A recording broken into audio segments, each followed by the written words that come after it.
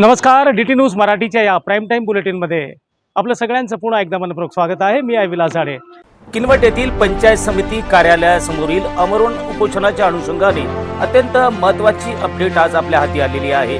मागील 2 दिवसापासून धामंदर येथील सार्वजनिक रस्त्यावर केलेलं अतिक्रमण हटवा या मागणीसाठी प्रद्युम्न आडे हे 2 दिवसापासून पंचायत समिती कार्यालय किनवट समोर आमरण उपोषणाला बसले होते।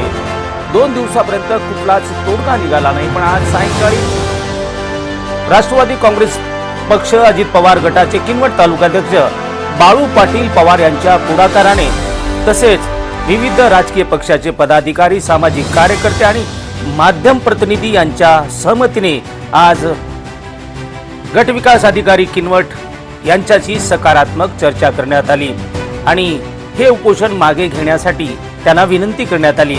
तात्काळ कर्मचारी आणि गट विकास अधिकाऱ्यांनी त्यांच्या हाकेला ओ दिला आणि सकारात्मक चर्चा घडून प्रद्युम्न आडे यांचे आमरण उपोषण मागे घेण्यात आलेले आहे।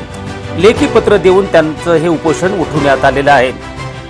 ज्या व्यक्तीने हे अतिक्रमण केलेलं आहे त्याला सोमवारपर्यंत वेळ देण्यात आलेली आहे। सोमवारपर्यंत त्यांनी आपलं अतिक्रमण हटवावं असं पत्रामध्ये नमूद करण्यात आलेलं आहे।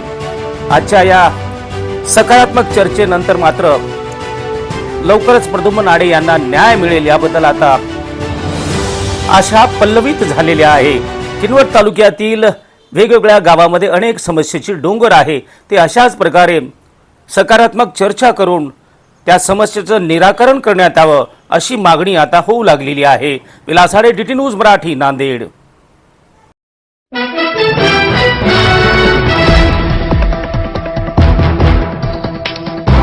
हे आहे DT न्यूज नेटवर्क आणि आपण बघत आहात DT न्यूज मराठी।